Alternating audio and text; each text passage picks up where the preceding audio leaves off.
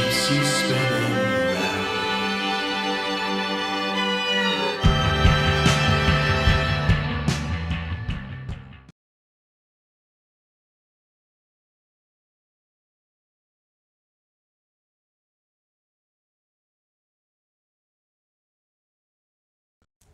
The spiel. Oh my god. The return to the spiel. The return to the spiel. Everything's scripted anyway, so like everything I said was written down. Oh my god.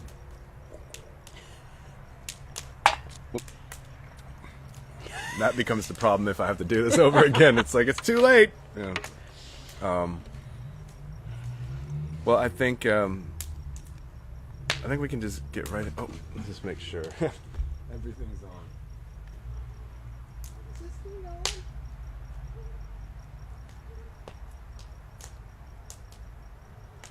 Okay. So hello. If you're So Amy and I actually just did the entire set and got into our discussion about like 10 minutes into it, and then realized since there's no one to check that the actually audio cut after the first song, and then I couldn't save it either, so everything cut, I guess. I'm just using this phone and I think it whatever. Welcome to Live by the Socially Distant Firepit, number 49, session 49, episode 49, and I am here. It's so weird doing this again. With Amy Lay. But now this is the thing, since we're doing this all over again, even part of the discussion. Right.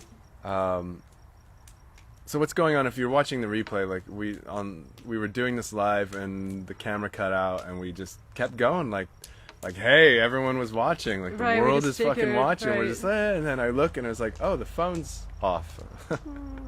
So welcome to the replay or the redo of session 49 of Live by the Socially Distant Firepit.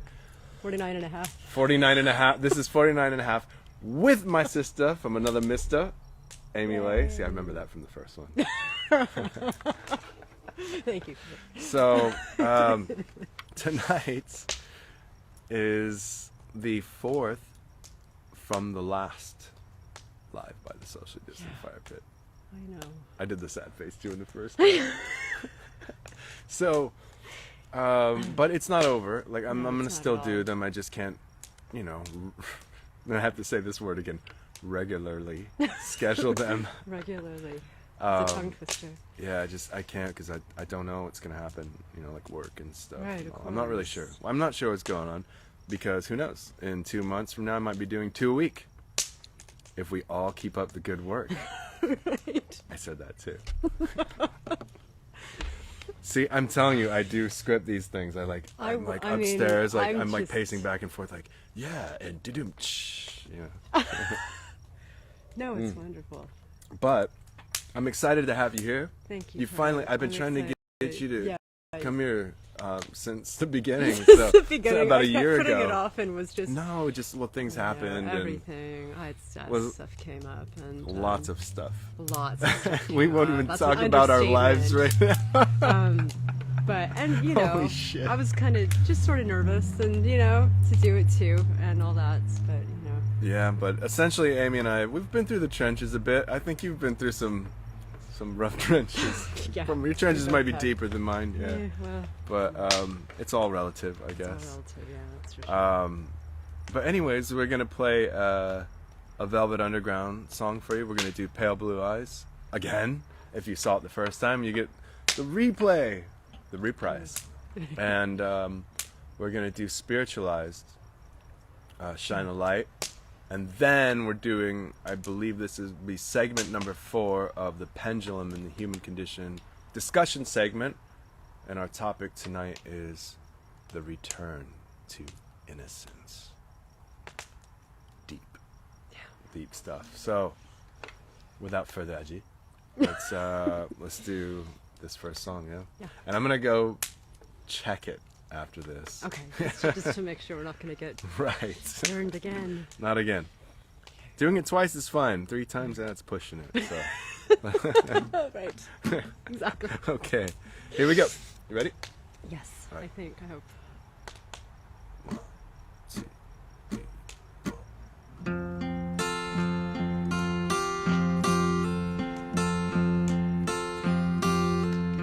Sometimes I feel so happy. Sometimes I feel so sad. Sometimes I feel so happy. But mostly you just make me mad. Maybe you just make me mad. Linger on, your pale blue eyes. Linger on, your pale blue eyes.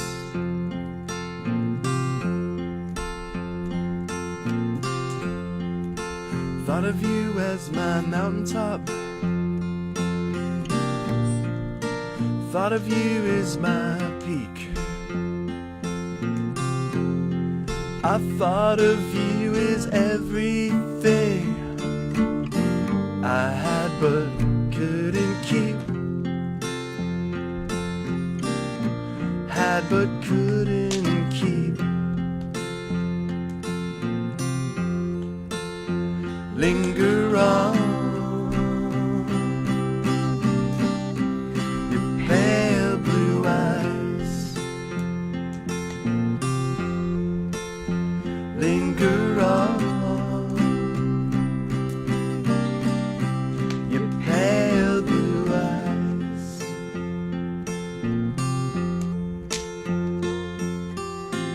If I could make the world as pure,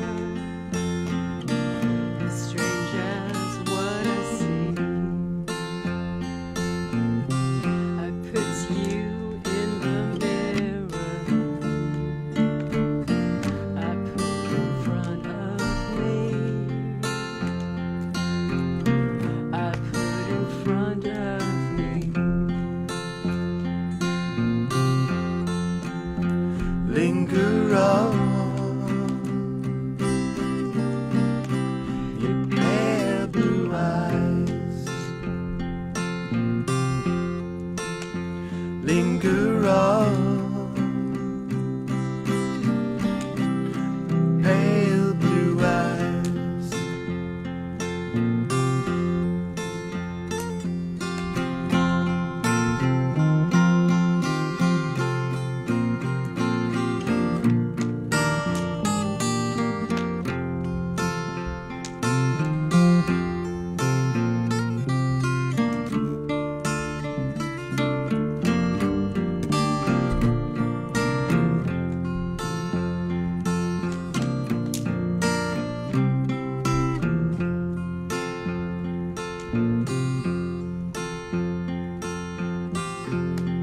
Skip a life completely. Stuff it in a cup. She said money was like just us in time. It stands up, can't stand up. For you, down is up. I still managed to fuck up. Linger on, your pale blue eyes. Linger on, your pale blue eyes.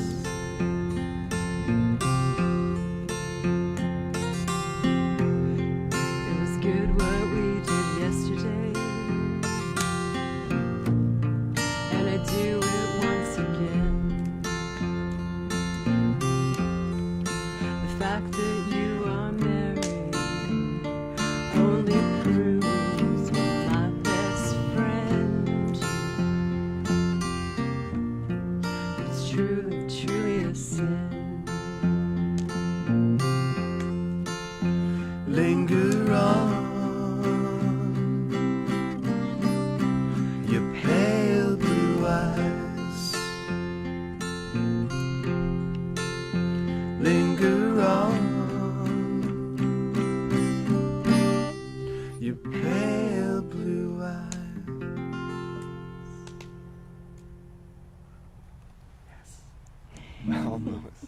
Almost.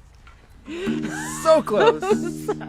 So close. I know.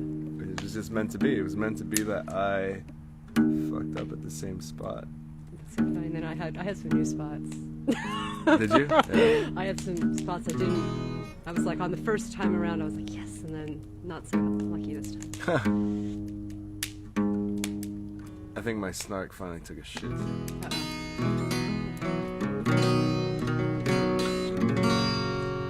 It doesn't sound bad. Let's try it.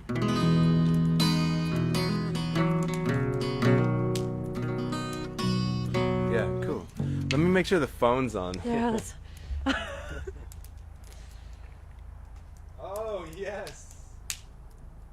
It's on. It's on. Nice.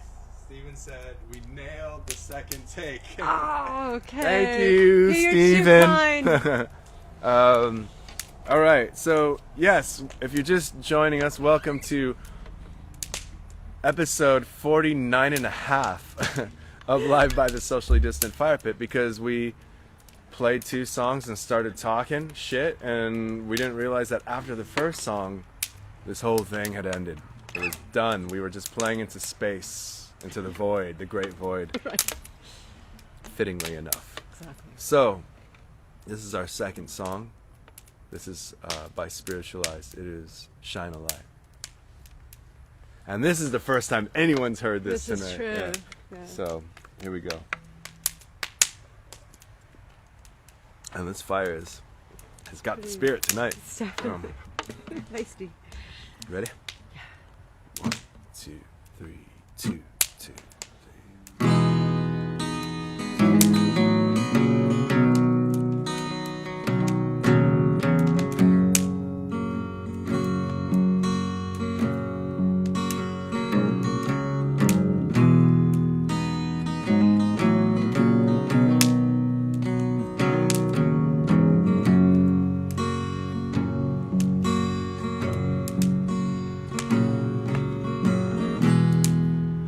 When I'm tired and all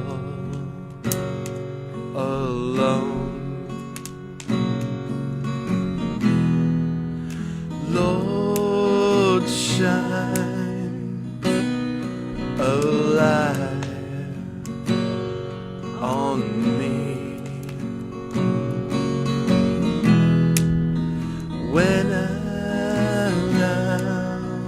lonesome as can be, Lord, shine a light on me.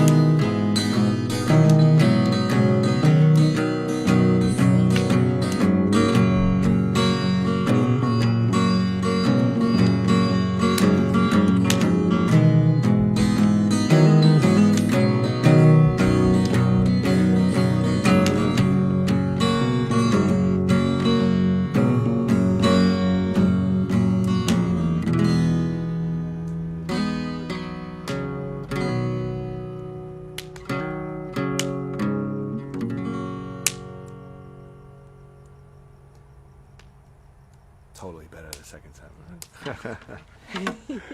Nice. So see, it was all meant to be. There we go. That was Spiritualized, Shine a Light, Shine a Light. And that was preceded by The Velvet Underground. We did Pale Blue Eyes. If you're just joining us, this is Live by the Socially Distant Fire Pit, number 49, with my guest, Amy Lay. Thank you. Thank you for being here. We finally did it, and we're gonna get into this discussion, but I just have to mention, because we did kind of mention it in the Ghost webcast earlier, about 40 minutes ago. Our own private webcast. Right. Exactly. We have been playing music together for many, many years. Yeah. For like a couple of decades, and we've filled in each other's bands, like in every single instrument. Every instrument. Yeah, you've played keys, bass, and guitar. Yeah. For me. Right. I've done drums, keys, and bass. And guitar. And a little bit of guitar. And a little guitar. So yeah. this is a family affair, y'all. We've been playing music a long time, and it's such a pleasure, like anytime, like to do this, because we haven't played music together so long because of the pandemic. Of course, yeah. All the other bullshit going on, but here we are by the fire pit, and I love doing this, and I'm like, again, I can't see who's on all the time because the phone's way over there and it's the thing here, but really thank you so much for joining us and joining me, and all the support. This is the fourth to the last regularly scheduled. I had to say it again. You made me say it again. Fire Pit, but I'm gonna keep doing them. They're just gonna be kind of pop up whenever I can. So I'm gonna do a check, so we're not just Are we still speaking into the void again. I know. It is still going. Is it still going? Okay. Still going. Rose, that beautiful version of Shine a Light. Oh, Rose! Hi, Rose. And then we got Thank you for Janae, watching. Janae. I know Rose loves that song so much. I mean, it's such a beautiful. It's such an amazing song. So amazing. Oh my God! I feel like I'm sure that saved many lives. Yes, it saved Song, mine. right? Definitely, and it saved my life tonight. Let's keep this thing burning, yeah.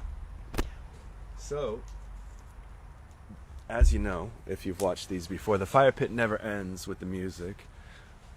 Usually, sometimes I'll read a book or a poem or have a guest, and we have a guest and we have a discussion tonight. So tonight is the fourth installment of The Pendulum and the Human Condition. We're gonna have a little chat here for a few minutes, extended minutes, and essentially the pendulum and the human condition, which, by the way, I think it's gonna be a podcast. Yeah, that's great. And Erica Watson, who's my guest next week, I believe is going to be I don't believe, she is going to be my co-host. Your co-host, that's yeah. amazing. And we're going to work on So this project cool. and try to make it like an official thing. We're going to pitch it out there. You absolutely. And everything. You have so much to offer. Yeah, it's such an exciting, it's about the truth of life. I mean, that's essentially, that's all this is about. And tonight, Amy and I were going to, this all started when we talked about doing this fire pit, and we're like talking about what music we're gonna do, and then I think the conversation just veered off. Maybe we were talking about like J. Krishnamurti or something, and then we had like an hour-long thing, and then at the end of that, I was like, Amy, that is what we just talked about. That is the segment that we're gonna talk about, and the title that we came up with is The Return to Innocence.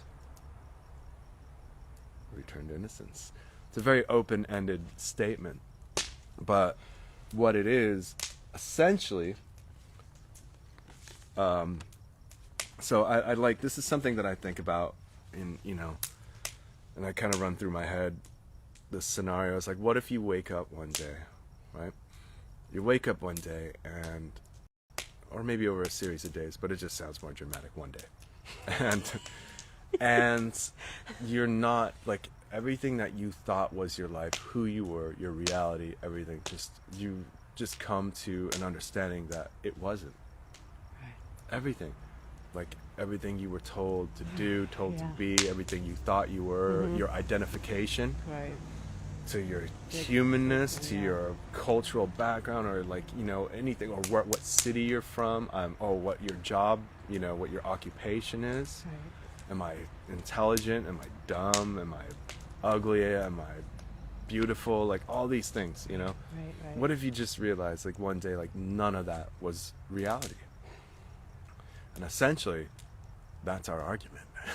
Is that none of it possibly, most likely, and I mean, I'm not even talking on like a spiritual, like beyond spiritual, beyond scientific, like literally down to a mathematical, I don't know, conception, you know, essentially a Yeah, mathematical conception of just what is, you know, and that you can look that how our thoughts just create, and the whole idea of like who we are and who other people are to us, and that's, you know, the innocence before. If you think of a child, like in the innocence of a child, well, there's no,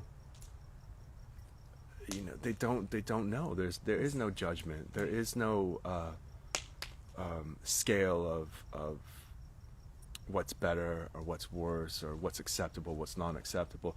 And then that quote that I always like to quote things that Ram Dass says. Well, Ram Dass he's just like a conduit of information from all the wisdom of ages. Yeah. And he quoted someone, and I love this one, is that when a child first sees a bird, it's fascinated, and it's this beautiful, you know, creation of creation. You know, it's a bird. It's fascinating, and and they see it over and over again, and they're just lost in fascination until the day that someone tells them it's a bird, and then they never see a bird again. Think about it. Like, let that stew in the old brain bucket for a minute, because that's really heavy. I think about that quote a lot, you know, and then it makes you kind of contemplate your own experiences in your own life. And so with that said, like, what is innocence? Or I guess, what is our true nature? Like, it's the same thing. I think innocence and true nature. So, like, I don't know, where do we begin? Like, what is it, or what isn't it, you know? Well, I don't know, even true nature, I was talking, I think, with Mickey the other day. Yeah. Even it gets so tricky. Like, what is true nature, your real self, your higher self? You know, all these things it's such a tricky thing, right? Because obviously we're all of it. We're all the things that we don't even want to be, or that we reject and we don't allow, all those things. But there has to be some kind of phrase for it, and you know, absolutely. And from what we're trying to talk about, yeah, I mean, that's where the conversation went that day when we were speaking. It was just, you know, I can give, like, I don't know, just my own example of during the pandemic. That's where it kind of happened, where I was thinking, gosh, during the pandemic, I've done some weird things. You know, I've got really into cycling, riding a bike. I think at one point I thought maybe I would become a bike mechanic.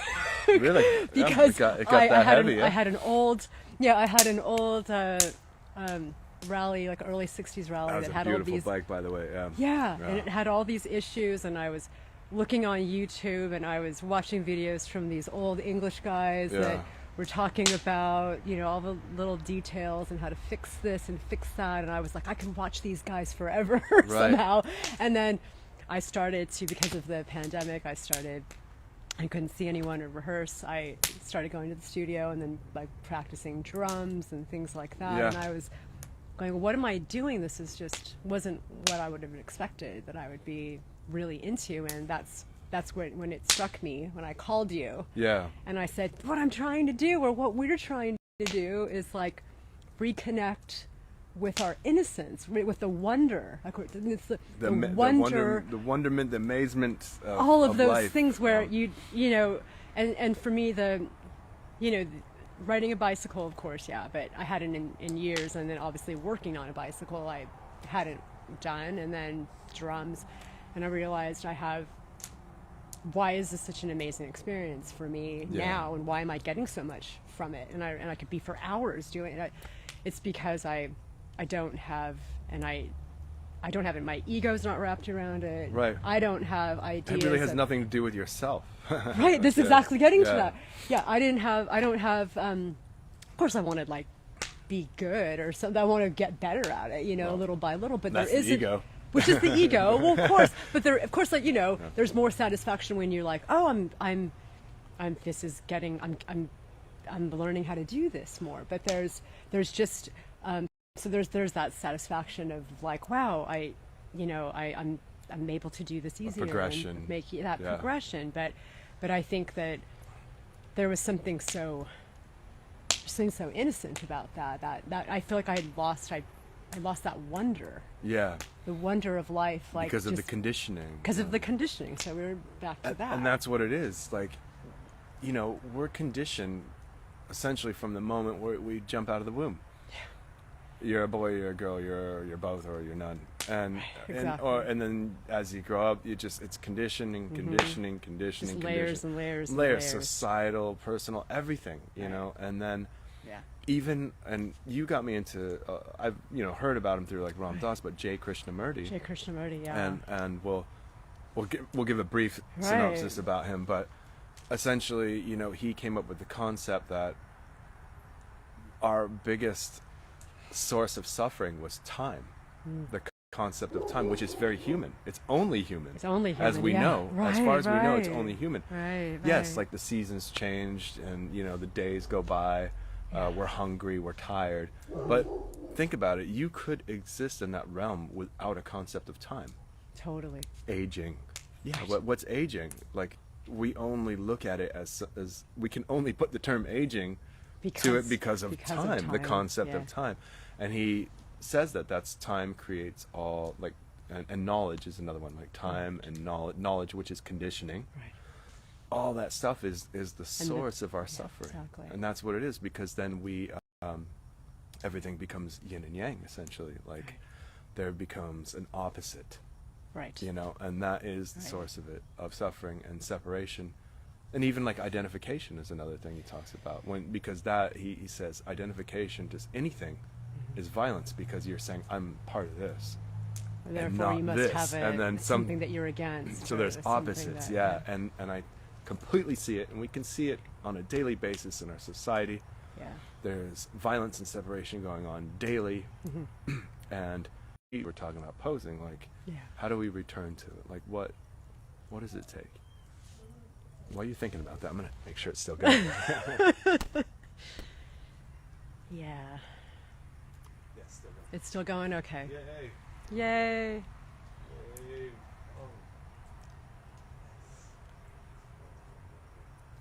Oh. How do we return to innocence?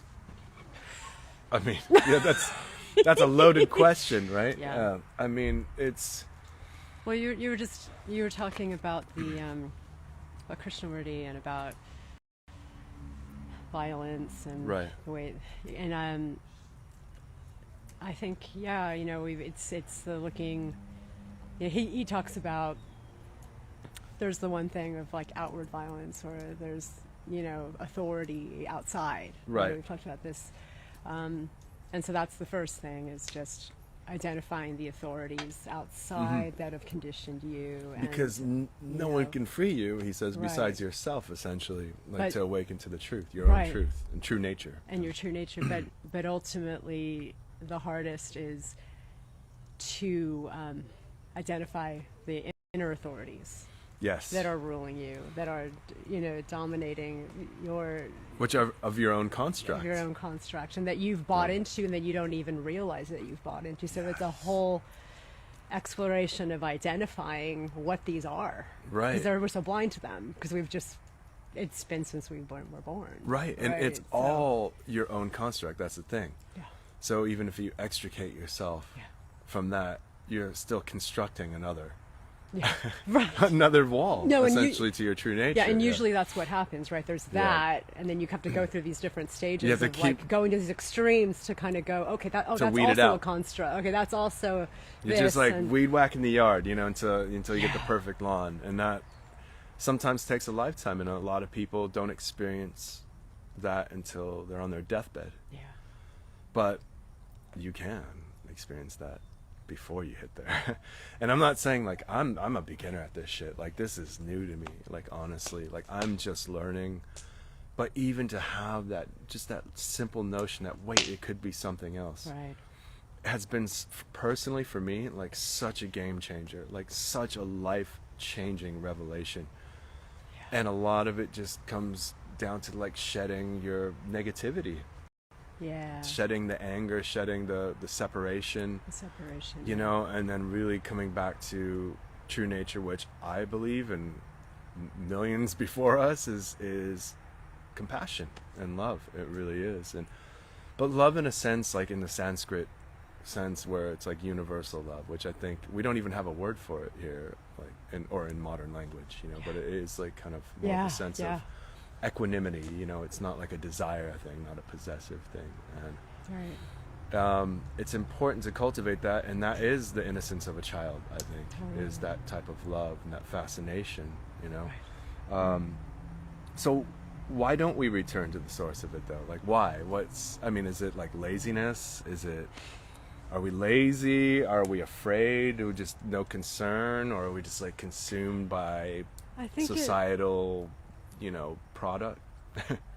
No, it seems like it's. I mean, it's who we are. It's our innate. It's like the most basic, the most simple thing you would think, but it's. Yeah. I think it's a lot of it. A lot of it is also just, we've discussed this before, is first off, not even knowing how anymore, because they're so in this labyrinth in your mind, you don't even know how to get back to that, and you don't even and then also just you don't even allow yourself to be able to get back to As that. the gunshots go off in the background. Did you hear that? Yeah. That was gunshots, by the way. Great. Yeah, so perfect background audio for our discussion right now. Yeah, right. ain't no new thing, but elaborate on that though. Yeah. At least I'm just, I can only speak always from just my own experience. But yeah, Right? yeah, but that's it. Right? Is just the thing I'm realizing more and more is that, you're speaking of love, and say, oh, I love myself. Yeah, I love myself. I love, of course I do. Yeah. Yeah. But it's this deep reflection, and it's an intricate thing where it's hidden the places that you don't love yourself at all, that you don't, That you're not aware. That you're not, unaware you're of. completely blind to, that are blocking you. And I know, just for myself, a huge realization that I've had just recently was, I think I was just discussing it with you the other day, is just simply allowing myself to feel all the things that are coming up, allowing myself to do things that I'm interested in without, well, why are you doing that? Where is that going to get you? What's the point of that? What do you, what's the point? Right. What's the point? Or it's those kinds of things. And Like just, the fire pit, like live by the socially distant fire pit. I mean, there's a point to it, I think.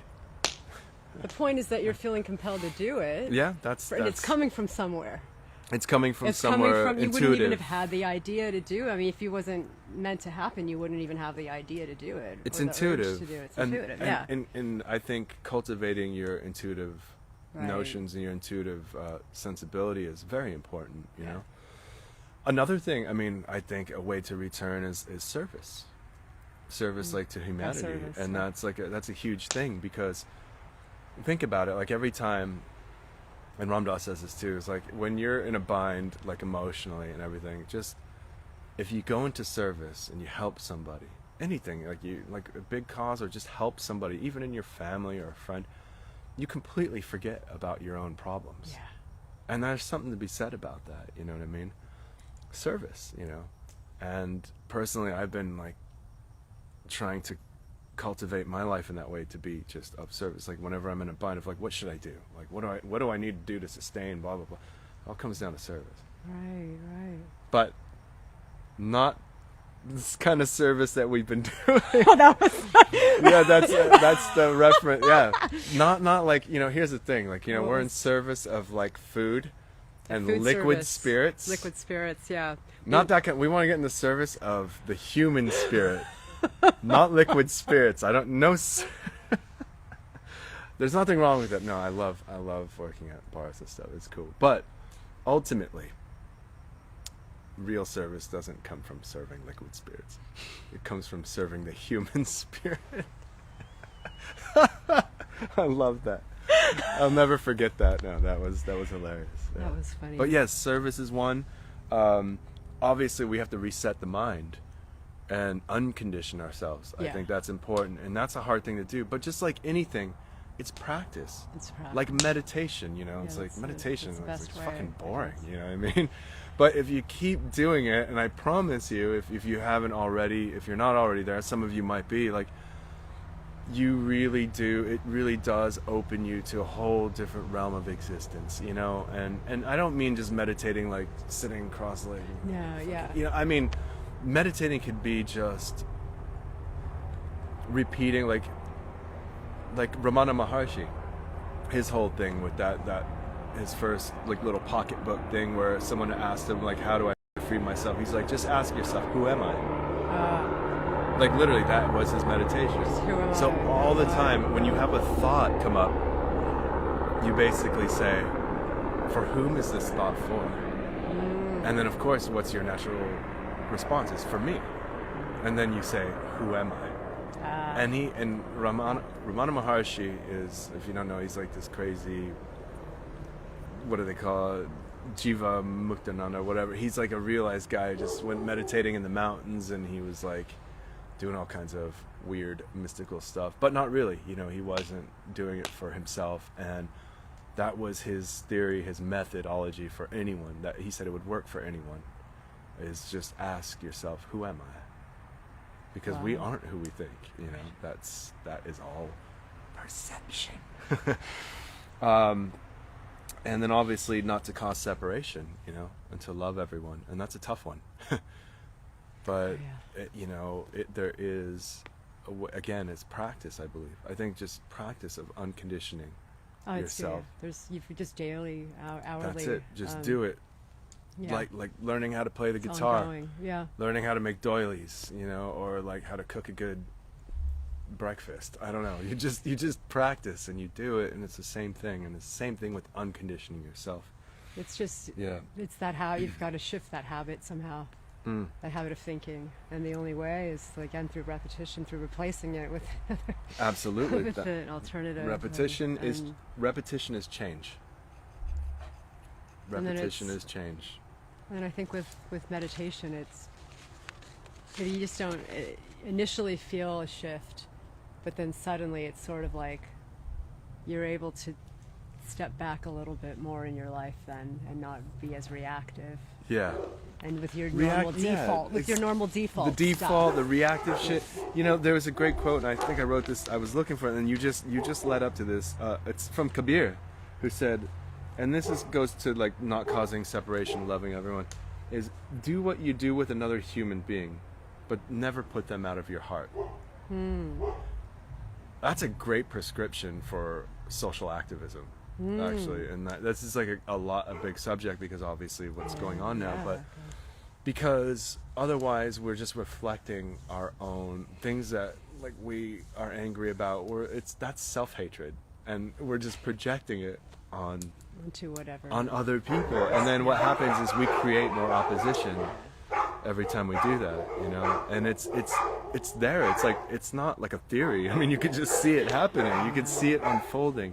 But it's a tough one. I understand. There's a lot of like oppression, like, and it's a tough one. There's so much to be angry about, of course. There is a lot to be angry about, but if we can find the ways, and I'm working on it, I'm not there, you know. None of us are. I mean, some of us are, but I'm not. But if we could do that, I think we can really make the return to innocence. Right? Yeah. If we can do all these things, if we can just be in service to each other, never put another being out of your heart, don't create separation, don't separate yourself, like, we can do it. We can do it in this lifetime. Who knows? We never know. You don't know the future. None of us do, you know.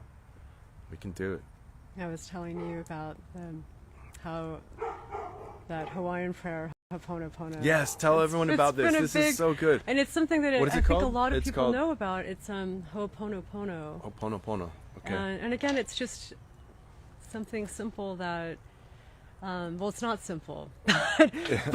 It's simply said. Right. Yeah. Like all great things, right, are simple. And then it's just all truths are very simple. But it's just a matter of, and you can understand it intellectually, and yet it can take years or a lifetime before you to cultivate get it, to understand it. It clicks and it resonates and it's in you. But yeah, I was just having some issues, and Mickey's friend mentioned, hey, you know, have you heard of this thing Ho'oponopono?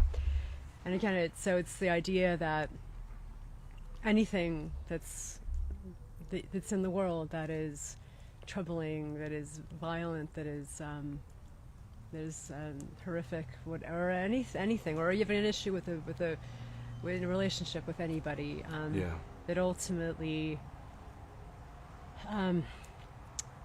you know, it is your responsibility. It's in you. You're the reaction. It's like this mirror reflection that's actually in you that you need to clean up. Always. It's I love you. I'm sorry. Please forgive me, and thank you. And it doesn't matter what order it is, but it's just. It's hard to remember to do it even, you know, because it's just not, it goes back to the practice of, you know, so I don't know how many times I found myself, you know, blaming someone or hating myself or seeing it all comes down to self-hatred. Seeing something, and that's... Blaming someone else is always comes back to self-hatred, I believe. I really, really, truly believe that, and I've experienced it myself. And it's, again, it's a mathematic principle.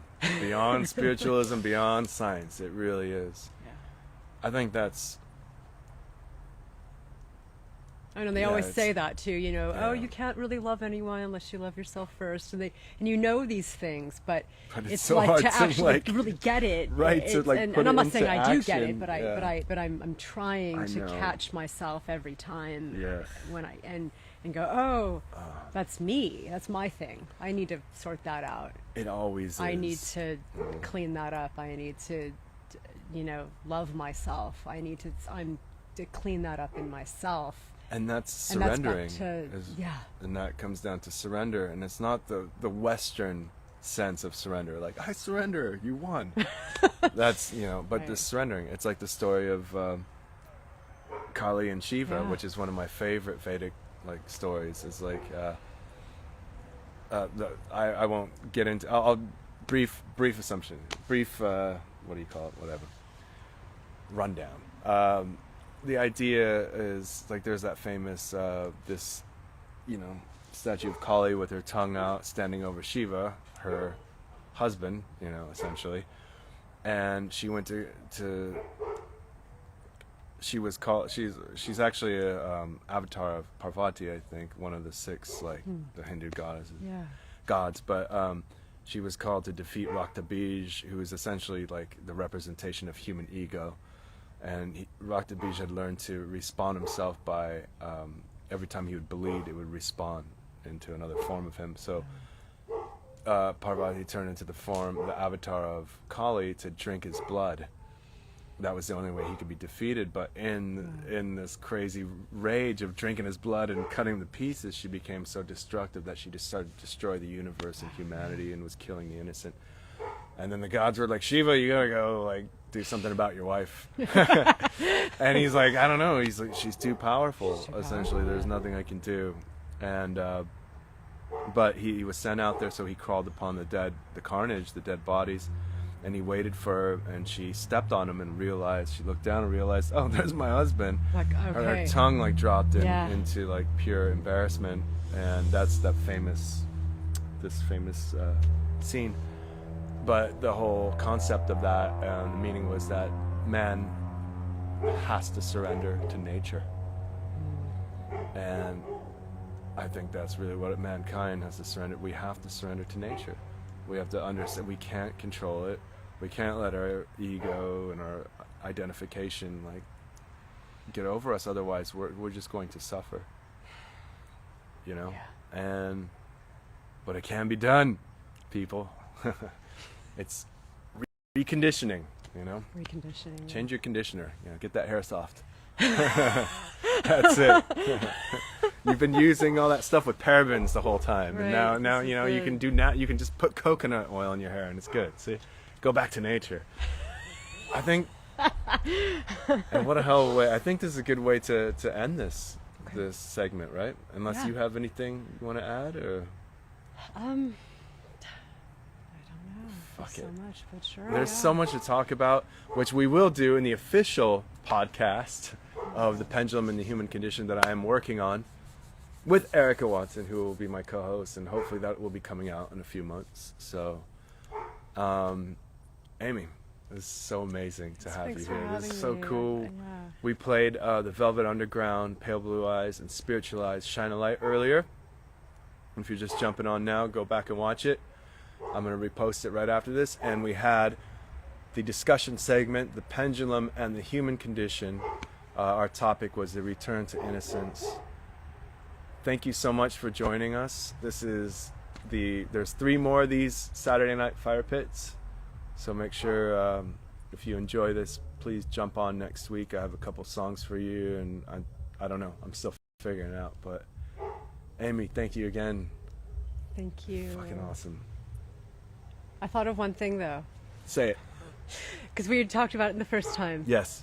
Back to Krishnamurti. It's the key thing, I think. But again, that he says the only way to end violence in the world would be if each person individually ended the violence in themselves. And that is like such a wisdom that's everyone's, like Ram Dass says that, Krishnamurti, Martin Luther King, everyone, you know, Andanayama, I mean, they're all like, that's it. You end the violence within yourself. You do the work within yourself. That's how you can help everyone out. To locate all of the things that are keeping you. It's not external, it's internal. When you do the work on yourself, that's the best thing you can do for another human being. Yeah. And I agree 100% with that. I think that is a great way to close this out. So with that, thank you for watching episode 49. I'm going to throw some more logs on this fire and pour some more of this wine out, and then we're going to recap on this amazing discussion. Thanks, everyone. Thank you so much for joining us, everyone. I love you so much. I love you. You know, be safe. We're still in a pandemic. You know, treat each other with compassion. There's a lot of weird stuff going on out there. Peace, love, namaste, and catch me next week for whatever the hell I'm doing.